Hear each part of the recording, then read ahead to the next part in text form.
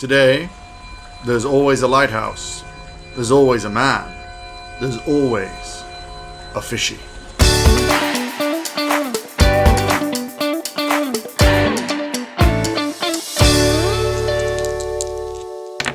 Oh, come on!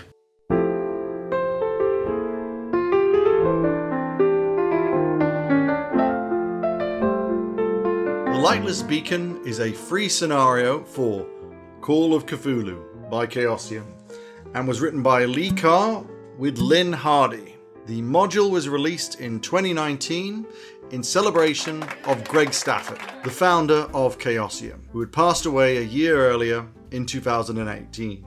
It is a wonderfully self-contained module, and I'm going to provide a few of my own humble tweaks and tips for GMs planning to run it. In comparison to other Call of Cthulhu scenarios, the Lightless Beacon is a lean, mean mystery machine for both players and keepers. It's very light on plot, it has little investigation, it doesn't feature any lengthy dialogues, and it takes place entirely in a single location. It drops players in, gets them bloody, and then wraps things up all within a few hours. It is the perfect scenario for one-shots or conventions. And while I wouldn't say it's the most comprehensive introduction to all that Call of Cthulhu has to offer, it is the perfect minimum prep scenario you can just keep in your back pocket for whenever you are able to seize a chance to present Call of Cthulhu to new players at short notice. Surprise, motherfucker! That's especially the case if you're introducing more action-inclined players from D&D and other fighting-based games, as the scenario has plenty of combat, and it gets to it early enough to grab and hold on to the attention of those players. If the haunting is a dive into investigation mechanics, and the module Edge of Darkness provides a voyage into the setting's mythos, the Lightless Beacon is just a down and dirty hook of horror-based carnage. In fact, because the module is so streamlined, I can't keep talking about it without revealing its secrets. So let's weigh anchor and get right into the plot. Hey, stop listening. This is a big-time spoiler alert, and I will not be held responsible if you hear something you don't want to hear. The scenario starts with the players aboard a big ferry, sailing along off the coast of Massachusetts, heading to the town of Rockport. Unfortunately, due to the local lighthouse being unexpectedly out of service, the ship hits a rock and sinks. Fortunately, the players get on a lifeboat and row over to the nearby Beacon Island, where said broken lighthouse is. What the players don't know is, in addition to the lighthouse being kaput, the 3 lighthouse keepers that live on the island are dead, and missing. In the weeks prior, another unfortunate ship, full of strange gold coins, sank just off the coast of the island, causing lots of the mysterious currency to wash up on shore. And, as it happens, the original owners of the coins are a bunch of angry fish people called Deep Ones, whose goal is to take back the gold coins and, more importantly, kill anyone who might know about them, namely the lighthouse keepers. And now the players have arrived, them too, after discovering they are in peril from these pissed off, penny-pinching, peace-sign people. It is up to the player characters to survive, be it by repairing a radio and calling for help, finding another boat to escape the island, or simply kicking fishy ass until morning. And if the player characters just manage to survive, they win!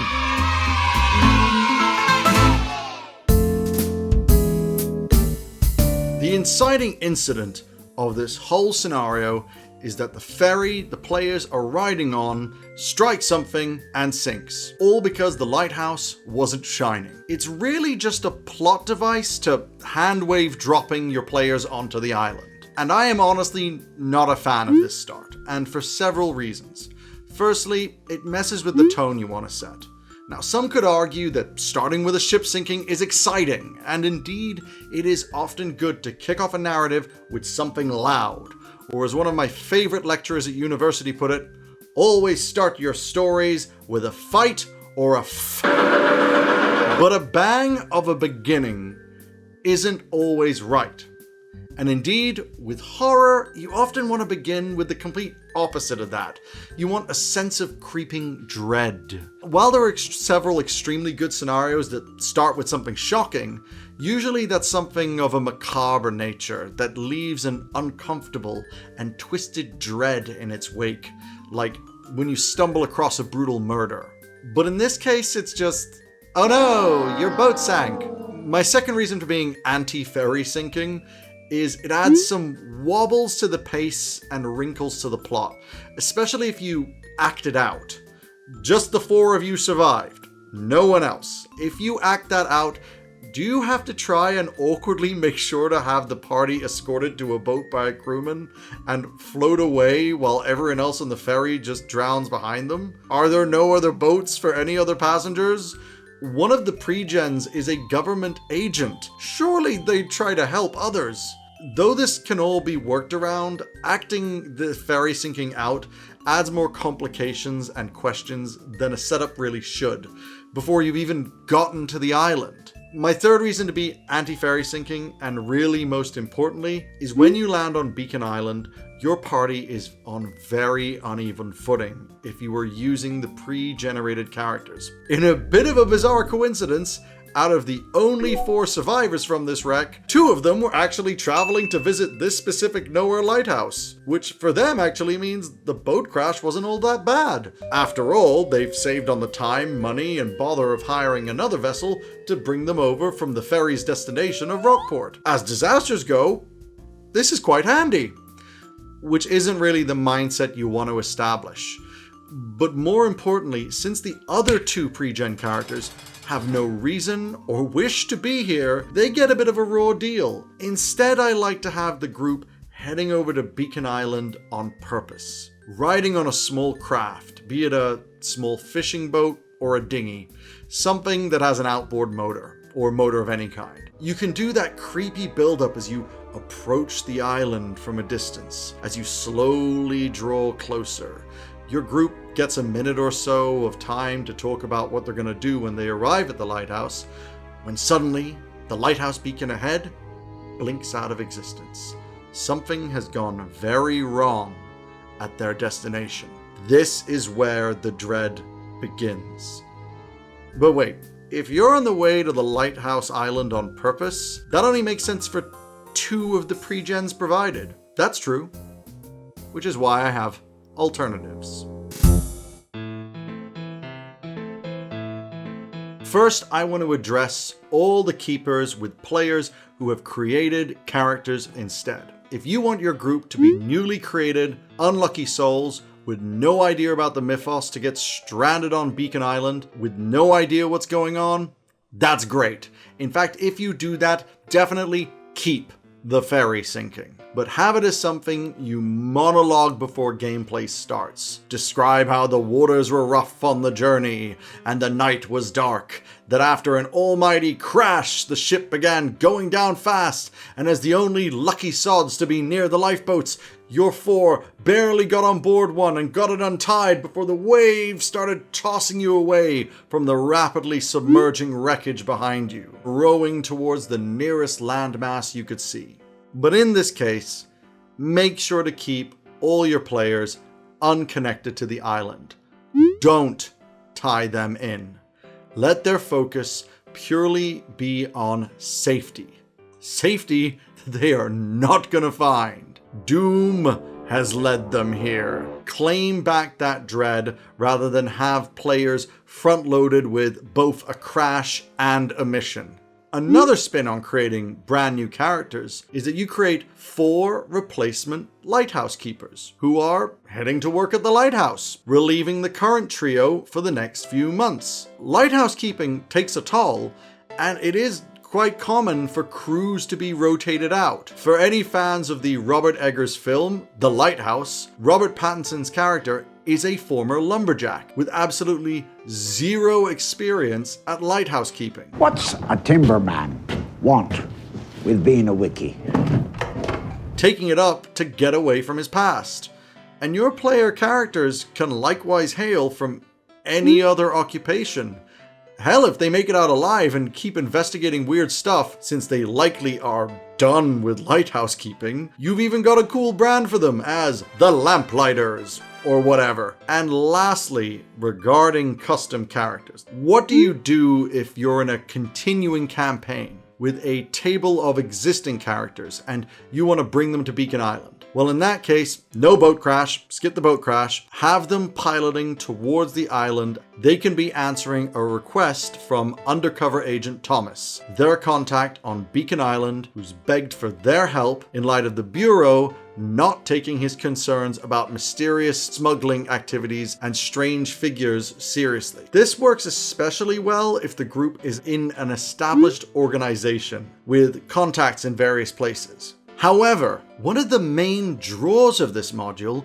is its tight little narrative, with its skill-appropriate pre-gens, making this that useful one-off emergency module. To do that effectively, and without the damn boat sinking, then I strongly suggest just making some simple alterations to the pre-gens, which will get them all there together and all with meaningful goals. The 4 existing pre-gens supplied with this module are the Bureau agent, who is investigating smuggling and has a colleague working undercover on the island as a lighthouse keeper. He wants to investigate anything suspicious and find his friend. Then there's the antiques dealer, who used to be a criminal and has a former associate named Cassidy working as a keeper on the island. He wants to talk to him about some antique coins found on the island. Then there's the marine biologist, who really likes fish and wouldn't mind seeing some weird fish. And then there's the artist, who wants to make art. You see the issue here? Not only do the purposes behind these characters become more vague as we work down the list, but the artist especially sticks out. When I ran this, no one wanted to be the artist, and I can't blame them. Which is a shame, because the artist can actually make a few interesting observations about what they find in relation to the coins and Keeper Smith's art pieces. So here are my amended versions of the pre-gens. The Bureau agent, they remain largely the same. The only difference is he's already aware of the coins and is concerned his undercover colleague hasn't made his usual coded radio broadcast to confirm his safety, which we know is because the radio on Beacon Island is out of commission, a fact that the agent might mention themselves, which reminds players that there's a radio on the island that should be functioning. These changes also help support my tweaks to the other characters. The antique dealer is again largely the same, except now he has been brought along by the agent to examine and value the coins they find.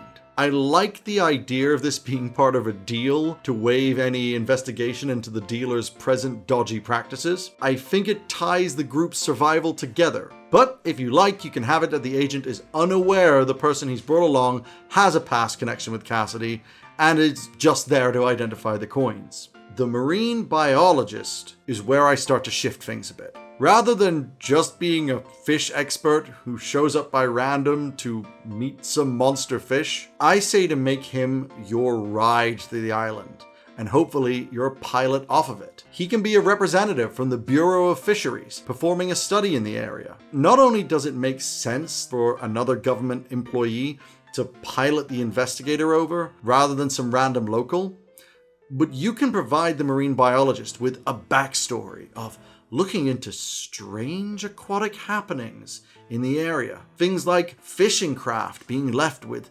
strange damage on their sides, or sightings by locals of unusually large fish. With this backstory, now you have it that when the marine biologist lays eyes on the deep ones, they're not just going, "Oh look, a fishy, I love fishies."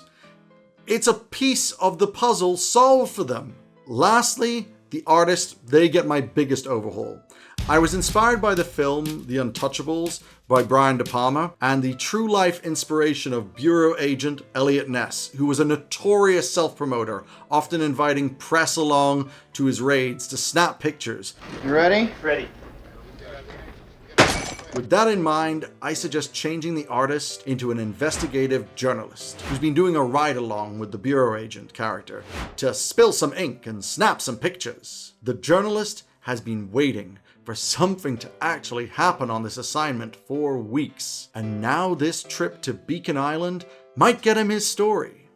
It gives the character an actual reason to dig into everything they encounter and be there for the danger beyond some vague sense of being inspired. And you can largely keep their skills intact. You just need to switch out a couple of the art-based skills for writing and photography, leaving sketching or painting alone. You can explain away why they have natural world points by saying they previously did a stint with National Geographic. Probably also switch out the Italian language with another more relevant to that kind of travel. And wouldn't you know it, I've already done all of this for you. In the Google Drive link below, you'll find an updated set of all the pre-gen sheets with updated backgrounds, including one version of the antique dealer cutting a deal with the bureau and one with them keeping his past association with Cassidy secret. In fact, the only caveat with this remix of pre-gens is that the bureau agent and the marine biologist kind of become essential, since the agent has the unifying mission that brings them all together, and the biologist has the boat, which kind of means a minimum of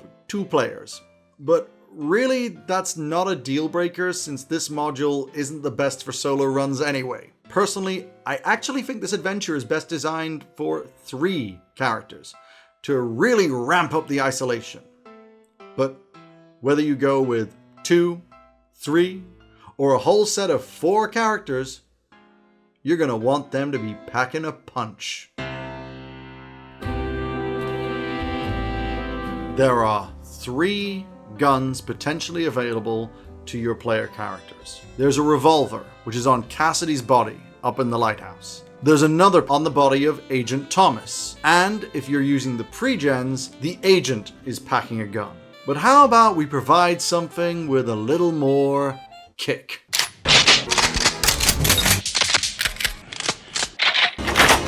Yeah, I'm talking about a good old-fashioned shotgun.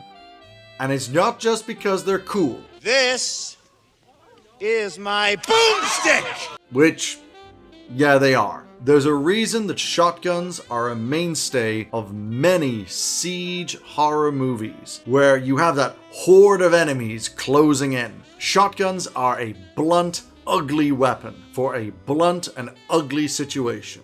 But there's 2 reasons you might want to add one. Firstly, shotguns add some variety to the combat rounds and gives you a slow reloading big banger to mix between the pew-pew pistol shots. The shotgun is the heavy-duty weapon that allows you to obliterate an enemy if they manage to hit, and it may allow keepers to throw 1 or 2 extra fish boys at the group if they do so.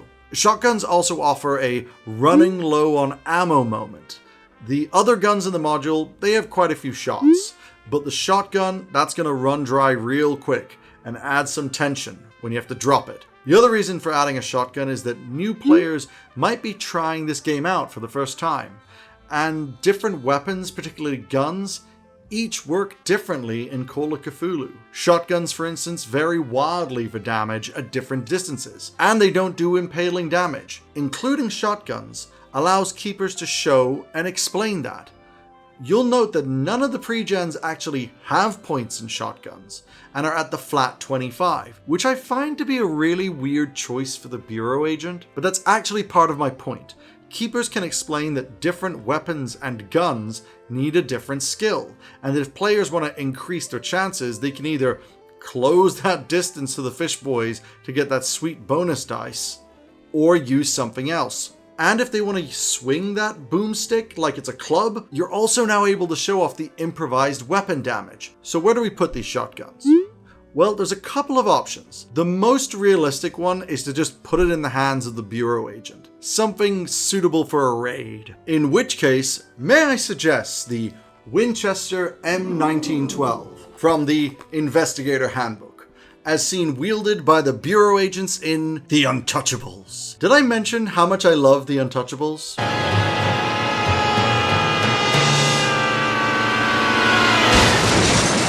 The other option is to put a simple and more discreet double-barreled 12-gauge sawn-off from the Keeper rulebook hidden in a duffel bag in Agent Thomas's wardrobe, along with 3 additional loose shells. So in either case, you have 5 shots. Now, I admit this is my most out there suggestion, and honestly, this is the only one that hasn't been tested. So I'm entering it only as a soft suggest. I see that giving the player something powerful might be dulling the vibe you're going for, and lean too much into action, and that's absolutely valid. Your mileage may vary from my own. But I do think that even if you don't introduce any new guns to the scenario, definitely consider noting some potential melee weapons to drop around the island, and have the stats ready from the Keeper rulebook, especially since your group might not get their hands on the guns that are available, and because player characters might be more focused on other weapons instead, such as the Marine Biologist Pre-Gen, who only has Brawl. Normally, this kind of weapon dropping isn't necessary in a module, but seeing the incredible likeliness of sudden violent combat and this potentially being a first-time play for your players in Call of Cthulhu, it helps to be ready and to throw them a bone. In addition to the potential knife in the kitchen, you can make mention of a fire poker at the wood stove in the kitchen, a hatchet and or wood axe in the woodshed or left on a wood stump, and a boat hook at the jetty. Just keep a list handy, as this module is pretty much guaranteed to get ugly. But hey, it's not like this matters. Your group is probably gonna hunker down to stay safe. What reason would they possibly have to go running around getting attacked? One element I really like about the Lightless Beacon module is the trio of options your players have for concluding it. They can repair communications to get rescued by the authorities, get in a working vehicle to escape the island, or they can just try to kill their opponents. These 3 choices remind me very much of the gameplay in one of my favorite horror video games from the last decade, the now defunct Friday the 13th, the game, by IllFonic. Based on the slasher franchise, players have a choice of either playing Jason, the killer from the movies, whose goal is to kill everyone, or you can play as the camp counselors, who need to work to survive, and in doing so, are given the same 3 options. Get a working vehicle to escape, repair communications for a rescue by the authorities, or find a way to kill their opponent. Now, the genius of the gameplay in Friday the 13th was that you couldn't just escape by hopping in a car or boat. You had to find the gasoline or the propeller and bring them back to the vehicle, repair it, then you could go. And for the rescue option, you couldn't just call the cops. You had to find a fuse to repair the phone box, then get back to the phone to make a call. In doing so, you put yourself out in the open and you made yourself a target. And I think we can incorporate some of this into the scenario. First, let's look at the escape option, a boat. In the case of the usual rowboat arrival to the island, the post-ferry sinking one, the lifeboat only sinks if the roll to dislodge it from the jagged metal fumbles or fails on a push roll. Otherwise, the boat's still fine and dandy, and there's not much a keeper can do except throw waves and waves of enemies in the way to stop players just getting back on it and rowing away, which feels a bit cheap. Here's my alternative. I would have it that the rowboat's hull gets punctured by the metal shards no matter what. The pilot role is now to dislodge the boat cleanly enough that you can get it to the pier before it sinks. In the case that the players take their own motorized boat to the island, like I suggest, have it that the metal shards in the water surrounding the island catch the propeller with a crunch, damaging it terribly. The yellow dinghy the module mentions being on the south side of the island is your only means of escape, but it needs gasoline for its outboard motor. The waters are way too rough for any hand paddling.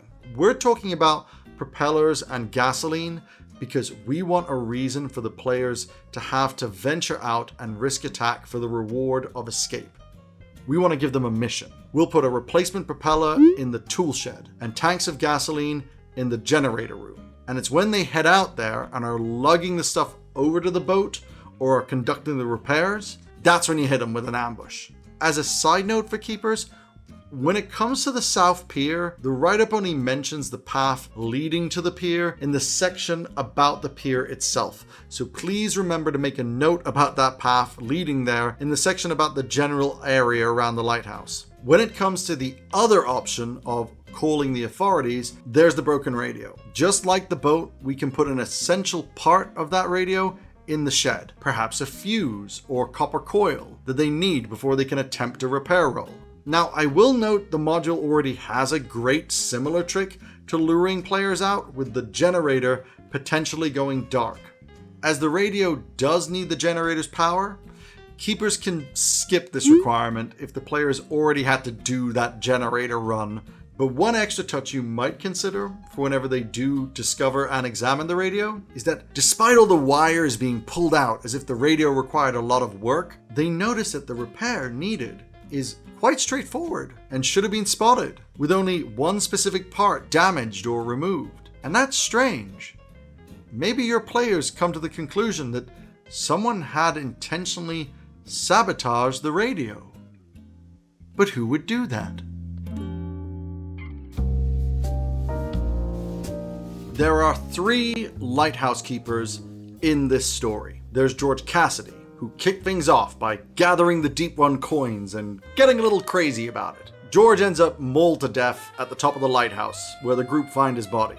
There's undercover agent Warren Thomas, going under the alias of Ordinary Michael Turner. Thomas starts suspecting what's going on, but ends up being mauled to death in the thicket, where the group find his body. And lastly, there's Samuel Smith, who told George Cassidy he was growing sick of the island and was leaving, before being promptly kidnapped by the Deep Ones, interrogated about the coins, and murdered. And the group find his body nowhere. His outcome to the players is a mystery, and they will never find out what happened to him. He just disappears. I have to go now. My planet needs me. This could be left as is. After all, not every box has to be ticked and mystery uncovered. But I'd like to suggest giving Sammy a different role. The traitor.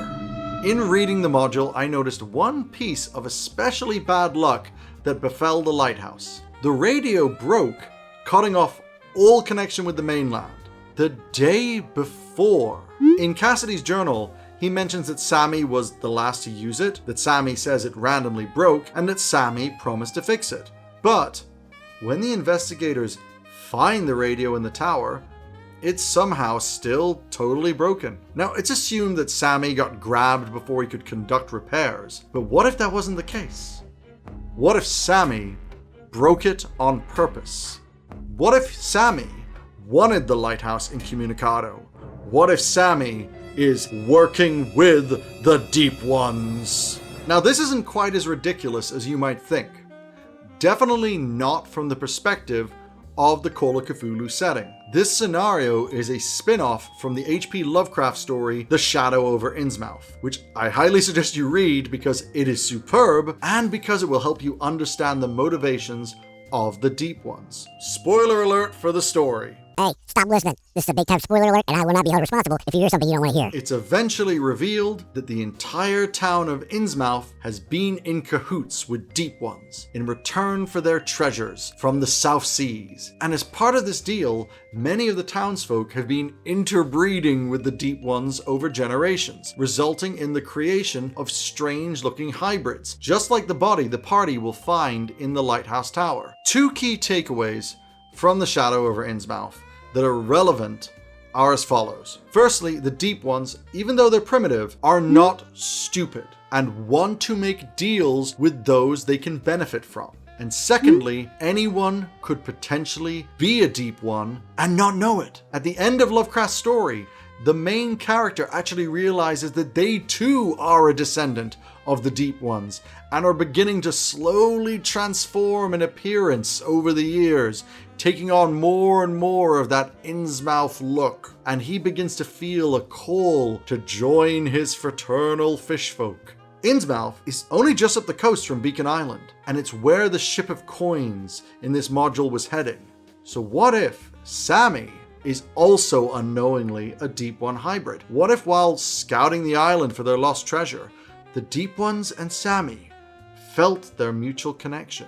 Sammy is the only keeper who has seen the Deep Ones, as noted in Agent Thomas's notes, and he also seems to have become enthralled by them, going so far as to paint the creatures. What if instead of kidnapping and interrogating Sammy, which didn't make much sense since they already likely knew Cassidy was taking their coins, what if instead of interrogation, the Deep Ones reached out and informed Sammy of his lineage and convinced him to help them? Maybe he was not only responsible for the radio's breaking, but maybe he's the one who punctured the holes in the generator room's roof. This place gets rain all the time. They almost certainly knew a storm was coming that day, their lighthouse keepers, so isn't it also horribly coincidental that the generator is at risk of getting wet and failing that particular day? Perhaps if players examine the holes in the roof, a skill check could spot that the punctures look intentional. But why complicate any of this?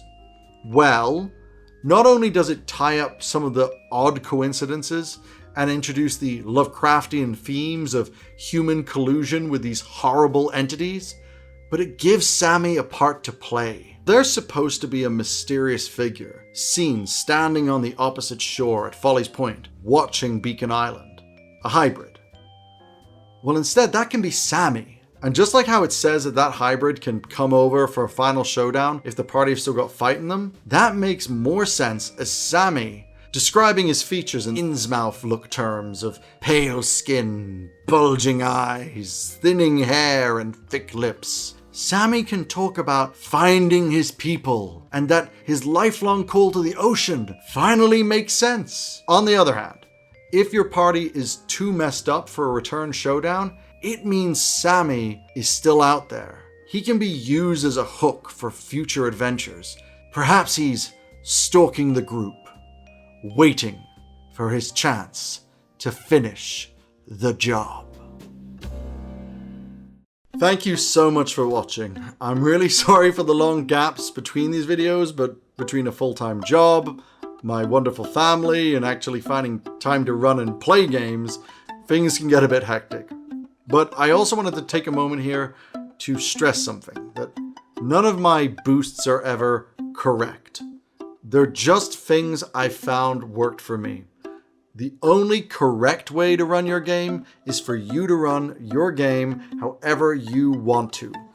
As I told someone recently who complimented a couple of my videos for helping their games, if your game is awesome, it's not at all because of any tips or tricks from me or anyone else. Your game is awesome because you ran it. So have a great day and keep making awesome happen.